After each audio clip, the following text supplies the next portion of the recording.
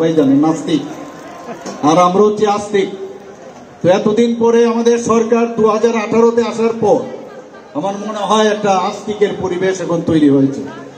শুধু বিশালগড়ে না, সারা ত্রিপুরাতে এখন আস্তিকের পরিবেশ তৈরি করেছে। এবং এই বিশ্বাস এবং আস্থার উপর ভিত্তি করে আমাদের আগামী দিনের পথ চলা, এবং এই মন্দিরকে সামনে রেখে যারা এর সাথে ওতপ্রোতভাবে জড়িত রয়েছেন তাদের কিন্তু আজকে তাদের পুরনো স্মৃতিগুলো মনে পড়বে। এবং এই স্মৃতি সাথে সাথে এই যে ঐতিহ্য, সেটাও কিন্তু তাদের মধ্যে জড়িয়ে রয়েছে। এত বছর ধরে এই মন্দিরের এতদিন বাদে যে আশা আকাঙ্ক্ষা ছিল, সে আশা আকাঙ্ক্ষা পূর্ণ হয়েছে। এবং এর জন্য আমি মাননীয় বিধায়ক মহোদয়কে বিশেষভাবে আমি ধন্যবাদ দেব, যে উনি যেভাবে চেষ্টা করেছেন বিশালগড়বাসীর সমস্ত সবার যারা এখানে ধর্মপ্রাণ মানুষের যে আস্থা, সে আস্থাকে উনি সেটা উনাদের যে বিশ্বাস ছিল, সে বিশ্বাসকে উনি এটা ইমপ্লিমেন্টেশন করতে পেরেছেন। আজকে আমার মনে হয় এটা একটা ধর্মীয় স্থান নয়, এখানে একটা ঐতিহ্যের বিষয় রয়েছে। এবং আগামী দিন যেটা এখানে আমার পূর্ববর্তী বক্তারা বলেছেন, যে এটা কোনোভাবে আমাদের যে ট্যুরিজমের ভিতরে এটা ঢুকানো যায় কিনা, সেই চিন্তা, যেহেতু অনেক দিনের পুরনো এটা মন্দির। আমি যারা আধিকারিকরা আছেন, সংশ্লিষ্ট দপ্তরের যিনি মন্ত্রী আছেন, ওনার সাথে আমি কথা বলবো, তারপরে আমি কথা বলতে পারবো। এখন তো বলা যাবে না, কারণ সব জিনিসের একটা গাইডলাইন্স আছে। কিন্তু যেহেতু এরকম একটা পুরনো একটা মন্দির, নিশ্চয়ই সেটা করা যেতে পারে।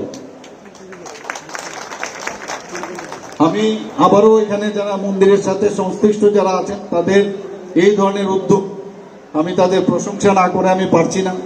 দেখুন, মাননীয় প্রধানমন্ত্রী যে আসার পর আজকে আমরা ভারতবর্ষের মধ্যে এই যে একটা, যেটা আমি বললাম যে আস্তিকের পরিবেশ কিন্তু এখন তৈরি হয়েছে। আমরা আজকে জানি যে মাননীয় প্রধানমন্ত্রীজি কি বলছেন, যে বিকাশ ভি और বিরাসত ভি, অর্থাৎ উন্নয়ন পাশাপাশি ঐতিহ্য, এই দুটো একসাথে আমাদের চলতে হবে। আজকে আমরা শুধু মুখে উনি বলেননি, কাজের মাধ্যমে সেটা আমরা দেখতে পেয়েছি। রাম মন্দিরের কথা যদি বলি, আমরা অযোধ্যাতে আপনারা জানেন যে 500 বছর ধরে এই রামলালা একটা টেন্টের মধ্যে ছিল। সেখান থেকে কত লোক এই রাম মন্দির তৈরি করার জন্য তার যে জায়গা ছিল, সেই জায়গায় তাকে নিয়ে যাওয়ার জন্য কত আন্দোলন হয়েছে আপনারা সবাই জানেন।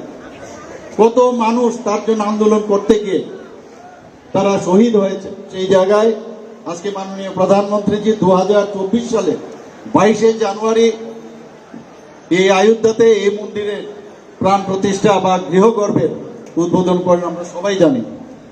এবং পরবর্তী সময় আমি নিজেও সেখানে গিয়েছিলাম এবং সেখানে আমি দেখে এসেছি। বলেন যে এই মন্দিরের যে শিখরে যদি যতক্ষণ ধরে ধ্বজা না উড়ানো যাবে, ততক্ষণ ধরে এই মন্দিরের পূর্ণতা লাভ করবেন না।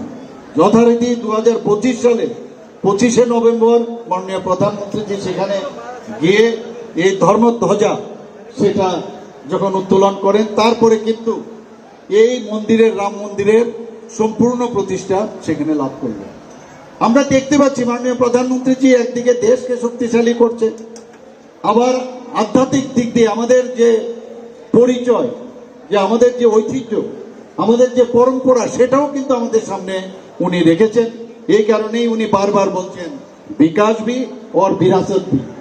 আমরা ত্রিপুরাতেও দেখছি, এখানে বিভিন্ন জায়গায় আমাদের ধর্মপ্রাণ যারা মানুষরা আছেন বিভিন্ন জায়গায়, ত্রিপুরার মানুষ কিন্তু অত্যন্ত ধর্মপ্রাণ মানুষ। আমার মনে আছে আমি যখন লখনৌতে পোস্ট গ্রাজুয়েশনে পড়াশোনা করতাম, সেখানে একটা মন্দিরে আমি যেতাম মাঝে মাঝে সন্ধ্যের দিকে। সেখানে আশ্রমের যিনি মহারাজ আছেন, ওনাকে আমি যখন প্রণাম করলাম, উনি আমাকে জিজ্ঞেস করলেন আপনি কোথা থেকে এসেছেন। আমি বললাম ত্রিপুরার থেকে। মিস যেমনি বলা তেমনি উনি সাথে সাথে আমাকে জড়িয়ে ধরলেন, বললেন যে ত্রিপুরার মানুষ তো প্রচন্ড ধর্মপ্রাণ মানুষ। কারণ আমি ওখানেও ছিলাম, যে আশ্রমের কথা আমি বললাম সেটা আমি নাই বললাম, কিন্তু এইরকম আমাদের মানুষ কিন্তু এখানে প্রচন্ড ভাবে ধর্মকে বিশ্বাস করে।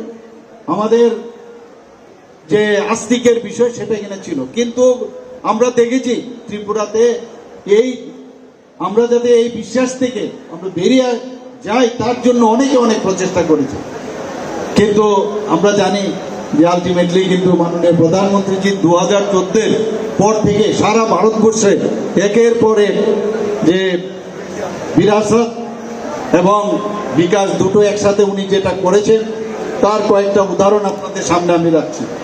2023 সালের ডিসেম্বর মাসে বারাণসীতে উমরাহাতে বিশ্বের অন্যতম বৃহৎ যে ধ্যান কেন্দ্র সেই ইগা এবং জ্ঞান তীর্থ উদ্বোধন উনি করেছেন।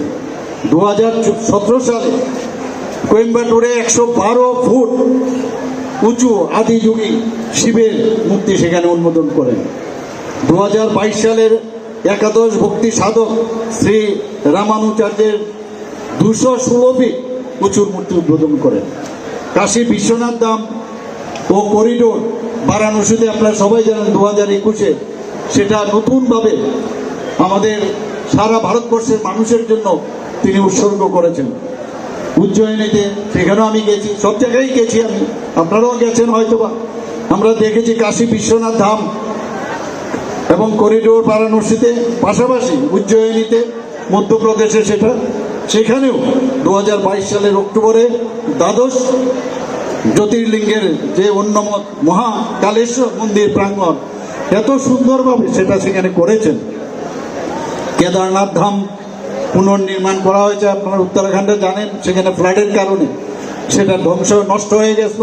সেটাকে 2013 সালে এই বন্যার পরে সেটাকে নতুনভাবে আবার সেখানে উনি সেটাকে তৈরি করেন।